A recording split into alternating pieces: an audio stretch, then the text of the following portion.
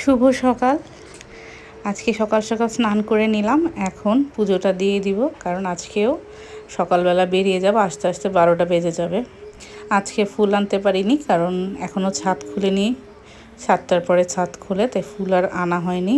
তাই আজকে ফুল ছাড়াই বেলপাতা দিয়ে, তুলসী পাতা দিয়ে পুজোটা দিয়ে দিলাম, কারণ এখন পুজো না দিলে অনেক দেরি হয়ে যাবে, 12টা 1টা বেজে যাবে। সো পুজো শেষ করে আমি বেরিয়ে গেলাম বাচ্চাদের নিয়ে। আজকে যেহেতু আর্জেন্টিনার খেলা, সো আজকে আমাদের প্ল্যান আছে আজকে সবাই মিলে আর্জেন্টিনার খেলা দেখব। সো বড় মেয়েকে প্রথমে নামিয়ে দিলাম, সে চলে গেল স্কুলে। দেন ছোটো মেয়েকে নামিয়ে আমি আমার সাথে চলে গেলাম, বান্ধবীরা সবাই মিলে চলে গেলাম যার বাসায় খেলা দেখার প্ল্যান। সো যেতে যেতেই আমরা প্রথম দিকে দেখতে পারিনি, যেতে যেতে তখন অলরেডি 2টা গোল হয়ে গেছে।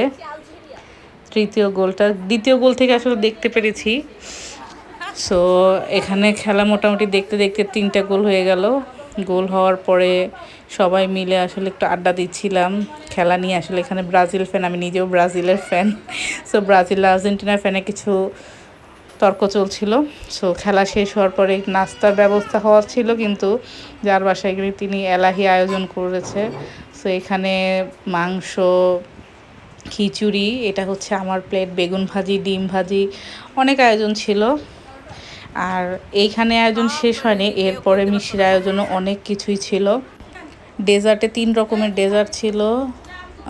এখানে ছিল ফালুদা, ফলের ফালুদা, মিষ্টি, আর এটা ছিল কি জানি নামটা আমার মনে পড়তেছে না, অনেক মজার একটা মিষ্টি ছিল। তো এখানে আমরা সবাই খুব মজা করছিলাম, আড্ডা দিচ্ছিলাম। আসলে প্রতিদিন স্কুলের বাইরে থেকে অনেক টায়ার্ড লাগে, আমি যদিও খুব একটা থাকি না, চলে আসি বাসায়, বাট আজকে থেকে সবার সাথে ভালোই লাগছিল, এই জন্য মেয়েকে নিয়ে যাওয়া। সো এখানে ডেজার্টটা ট্রাই করলাম, ডেজার্টটার নাম আমার মনে পড়তেছে না কেন জানি। খুবই মজা ছিল ডেজার্টটা, একদম মিষ্টি কম ছিল, আসলে মিষ্টি ছিলই না বলা যায়, কিন্তু একটু কফি ফ্লেভার ছিল, অনেক মজা ছিল ডেজার্টটা। আমি আসলে প্রথম ট্রাই করলাম ডেজার্ট এটা, এবং অনেক মজা ছিল। সো স্কুল ছুটি হয়ে যাওয়ার পর আমরা এই যে চলে আসলাম বাসায়।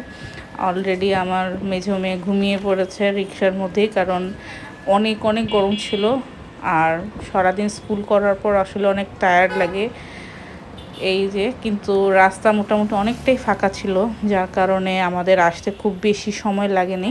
কিন্তু এই অল্প সময়টাই আসলে, এই সময় দুপুর টাইমে 12টা, 11:30, 12টা টাইমটাতে আসলে অনেক টায়ার্ড লাগে, রোদের কারণে হোক, সারাদিন ক্লাস সকালবেলা বেরিয়ে যাওয়ার কারণে হোক, সকালে ঘুম থেকে ওঠার কারণেই হোক, এই টাইমটাতে অনেক টায়ার্ড লাগে। সো আমাদের এইদিকে খুব একটা জ্যাম ছিল না, যার কারণে আমরা খুব তাড়াতাড়ি চলে আসতে পারছি।